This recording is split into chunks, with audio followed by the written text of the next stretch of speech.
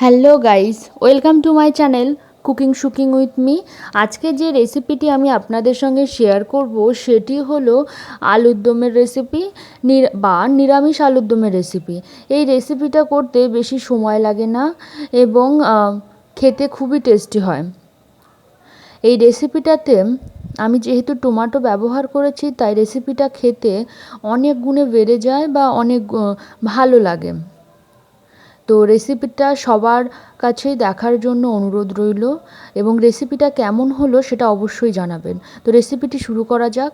প্রথমেই আমি এখানে প্রেসার কুকারে দিয়ে দিয়েছি আলুটা আমি এবার একটা সিটি দিয়ে এটা আমি একটু সিদ্ধ করে নেব। একটা সিটি দিয়ে নিয়েছি। একটা সিটি দেওয়ার পর দেখুন এটা কিন্তু পুরোপুরি গলে গেছে। দেখুন আমি আপনাদেরকে দেখিয়ে দিচ্ছি, পুরোপুরি গলে গেছে। তো এরপর এটাকে নিয়ে আমি এটার একটু জলটা ঝরিয়ে নিলাম। অনেকেই আছে যারা এই আলু সিদ্ধ করার জলটা ব্যবহার করেন, কিন্তু আলু সিদ্ধ করার জলটা ব্যবহার করবেন না, ওর বদলে গরম জল ব্যবহার করবেন। এরপর আমি নিয়েছিলাম টমেটো কুচি, আদা বাটা, কাঁচা লঙ্কা চিরা, দেখুন, আর আলু সিদ্ধটা, ওগুলো সবগুলোকে একটি পাশে রেখে দিয়ে কড়াইয়ে দিয়ে দিয়েছি রিফাইন তেল। রিফাইন তেলটা হালকা গরম হলে তাতে দিয়ে দেব, আমি এখানে নিয়েছিলাম তেজপাতার পাঁচফোড়ন। তো ওই তেজপাতার পাঁচফোড়নটা দিয়ে দেবো। দেখুন আমি প্রথমে দিয়ে দিচ্ছি তেজপাতাটা দেওয়ার পর আমি পাঁচফোড়নটা দিয়ে দিলাম। পাঁচফোড়নটা দেওয়ার পর এরপর আমি খুন্তি দিয়ে একটু কড়ার আশেপাশে এই যে তেলটা একটু লাগিয়ে দেবো এবং পাঁচফোড়ন টাচফোড়ন যেগুলো আছে ওগুলো আবার ফের নিচের দিকে নিয়ে নেব। আপনাদের ভিতরে অনেকেরই কোশ্চেন থাকে যে না, আমি এই তেলটা কেন কড়ার গায়ে দিয়ে দিলাম। তো আপনারা যখন একটু সিদ্ধ জিনিস না কষিয়ে নেওয়ার চেষ্টা করবেন, তেলটা একটুখানি আশেপাশে কড়ার গায়ে দিয়ে দেবেন, আর না তো ছিটকে যাওয়ার সম্ভাবনাটা একটু বেশি থাকে। এরপর আমি ওই তেলে দিয়ে দিয়েছিলাম কাঁচা লঙ্কা এবং কাঁচা লঙ্কা দেওয়ার পরে দিয়ে দিয়েছি সিদ্ধ করে রাখা আলু। সিদ্ধ করে রাখা আলুটা আমি 2-3 মিনিট মতো একটুখানি নাড়াচাড়া করেছিলাম। 2-3 মিনিট নাড়াচাড়া করার পর ওতে আমি দিয়ে দিয়েছি আদা বাটা। আদা বাটাতে দেওয়ার পরে আমি তো দিয়ে দিয়েছিলাম টমেটো কুচি, যেগুলো আমি টমেটো কুচিয়ে রেখেছিলাম। আমি এখানে 2 কুচি মতো নিয়েছিলাম। আপনারা যদি অনেকেই আছে যারা একটুখানি আলুর দমে টমেটো খেতে পছন্দ করেন তো তারা 3 পিস দিতে পারেন, কিন্তু তার থেকে বেশি একদমই না।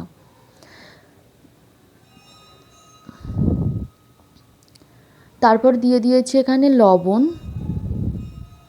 লবণ দেওয়ার পর এখানে দিয়ে দিয়েছি হলুদ গুঁড়ো দেওয়ার পর আমি এখানে দিয়ে দিয়েছি লঙ্কা গুঁড়োটা আপনারা স্কিপ করতে পারেন, আবার দিতেও পারেন, কিন্তু আপনারা যখন লঙ্কা গুঁড়ো দেবেন তখন অবশ্যই খেয়াল রাখবেন আগে কাঁচা লঙ্কা দিয়েছেন তো যেমন অনুপাতে ঝাল খান বা ঝাল খেতে পছন্দ করেন সেই অনুপাতেই দেবেন। আর টমেটোটা আমি, অনেকেরই কোয়েশ্চেন থাকে যে টমেটোটা আমি কেন তেলে দিলাম না। তেলে দিলে টমেটোটা না অনেক অংশে আপনারা দেখবেন যে টমেটোটা কোথায় গেছে খুঁজেই পাওয়া যায় না, কিংবা আদার যে একটা সেন্ট থাকে না, সেই সেন্টটা আসে না। তো সেই কারণেই আমি এতে দিয়ে দিয়েছিলাম আলু দেওয়ার পরে, এবং তারপরে যেহেতু নিচের সাইডে ধরে যাচ্ছিলো আমি অল্প একটু জল দিয়ে আরও 2-3 মিনিটের মতো কষিয়ে নিয়েছি। কষিয়ে নেওয়ার পরে আবারও দিয়ে দিয়েছি জল। আর এই যে জলটা আপনারা ব্যবহার করবেন সেটা অবশ্যই গরম জল ব্যবহার করবেন, যেহেতু এখানে আমি সিদ্ধ আলু ব্যবহার করছি বা সিদ্ধ কোনো জিনিসেরই ক্ষেত্রেই তো আপনারা ওই গরম জল ব্যবহার করবেন। গরম জল ব্যবহার না করলে কেমন একটা সিদ্ধ জিনিসে কেমন একটা ওই শক্ত শক্ত বা অন্যরকম একটা ভাব থাকে, যেটা খেতে খুব একটা ভালো লাগে না। তো তারপর আমি এটাকে ঢাকা দিয়ে 5 মিনিটের মতো রেখে দিয়েছিলাম। 5 মিনিট পর এটাকে আমি আবার ঢাকনা খুলে নিয়েছি। আমি এখানে ঢাকা দিয়েছিলাম মূলত যাতে এই যে গ্রেভিটা না, আমি তো বেশিক্ষণ কষতে পারিনি না ভালো করে, যেহেতু আলুটা একটু একটা সিটি দিয়েছে মানে অনেকটাই গলে গেছিলো। তো সেই কারণে যেহেতু আমি ভালোভাবে কষতে পারিনি সেই জন্য আমি ঢাকা দিয়ে দিয়েছি, যাতে মশলাগুলো আলুর ভিতরে খুব সহজেই চলে যেতে পারে। এভাবে আমি 5-7 মিনিট মতো ঢাকা দিয়েছিলাম। ঢাকা দেওয়ার পর দেখুন এর ঝোলটা একটুখানি বেশি আছে, আর টমেটোটাও আমি একটু আগে আপনাদেরকে দেখালাম যে 50% মতো গলেছে, বেশি কিন্তু গলেনি। আর আমি এখানে চিনি দিয়ে দিয়েছি অল্প পরিমাণ। আপনারা অনেকে আছেন যারা আলুর দমে চিনি দেওয়া পছন্দ করেন না, তো আপনারা ওটা স্কিপ করতে পারেন। কিন্তু টেস্টটা ব্যালেন্সের ক্ষেত্রে একটুখানি সামান্য পরিমাণ হলেও চিনি ব্যবহার করতে পারেন, চিনিটা দিলে টেস্টটা বেশি হয়। এরপরে আমি দিয়ে দিয়েছিলাম জিরা গুঁড়ো। জিরা গুঁড়োটা দেওয়ার পর এটা আমি একটু ভালোভাবে নাড়াচাড়া করে নিয়েছি, যাতে জিরা গুঁড়োটা সব দিকেই সমানভাবে যায়। এবং দেখুন যে গ্রেভিটা যে আস্তে আস্তে কিন্তু কমছে, বা অনেকটাই কমে গেছে, এখন তো পুরোপুরি কমে গেছে। এই রকম একটু আলুর দম হলে বেশি খেতে ভালো লাগে। তাছাড়া আপনারা যখন গরম গরম এরকম হিসেবে রাখবেন না, আস্তে আস্তে কিন্তু এই যে গ্রেভিটা এটা কিন্তু কমে যায়। তো এই পর্যায়ে আমি গ্যাসের ফ্লেমটা বন্ধ করে দিয়েছি। দেওয়ার পর এটাকে আমি রেখে দেব। দেখুন আলুর দমের আশেপাশে যে গ্রেভিগুলো আছে না, সেগুলো এক জায়গায় করে রাখবেন।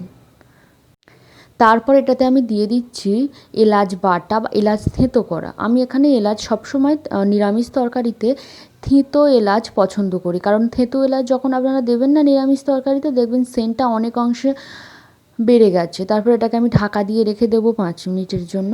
5 মিনিট পর ঢাকনা খুলে এটাকে একটুখানি ভালোভাবে নাড়াচাড়া করে দেবো। আপনারা অনেকেই আছেন যারা ওই এলাচ, দারচিনি, লবঙ্গ সবগুলো একসাথে বেটে এটা দিতে পছন্দ করেন, কিন্তু অমন না করে আপনারা ওই নিরামিষ তরকারির ক্ষেত্রে বিশেষ করে এলাচটা একটু থিতো করে দেবেন। হয়তো একটু কষ্ট হবে থিতো করতে, কিন্তু খেতে বা এর সেন্টটা অনেকাংশে বেড়ে যায়। আর দেখুন আলুর দমের যে গ্রেভিটা, সে গ্রেভিটা কিন্তু পুরো কমে এসছে এবং গায়ে গায়ে হয়ে গেছে। এরপরে এই আলুর দমটা আমি একটা বাটিতে সার্ভ করে নিচ্ছি। যেহেতু এই আলুর দমে টমেটো দেওয়া আছে, তাই এই আলুর দমটা খেতে খুবই সুন্দর লাগে। আর এই রেসিপিটা আপনারা নিরামিষ দিনে একবার অবশ্যই ট্রাই করবেন, খেতে খুবই সুস্বাদু হয়। এবং এই রেসিপিটা লুচি কিংবা ভাতের সঙ্গে দারুণ লাগে। আপনারা নিরামিষ দিনে মুগ ডালের সঙ্গে এই আলুর দমের রেসিপিটা সার্ভ করতে পারেন। আমি এখানে সার্ভ করেছিলাম লুচির সঙ্গে। এখানে আমি ফুলকো ফুলকো লুচি নিয়েছিলাম এবং তার সাথে নিয়েছিলাম এই আলুর দম। খেতে কিন্তু বেশ ভালোই হয়েছিল। আপনাদের সবাইকেই বলছি, আপনারা অবশ্যই বাড়িতে একবার এই রেসিপিটা ট্রাই করবেন, খেতে খুবই সুস্বাদু হয়। এবং এটা দেখতে যেমনই সুন্দর, খেতে তা কিন্তু কোনো অংশেই কম না। আর রেসিপিটা যদি ভালো লাগে অবশ্যই চ্যানেলটিকে লাইক, শেয়ার, কমেন্ট এবং সাবস্ক্রাইব করে পাশে থাকবেন। আর এই রকম ধরনের ভিডিও পেতে চ্যানেলটিকে অবশ্যই লাইক, শেয়ার, কমেন্ট করতে ভুলবেন না। Thanks for watching guys.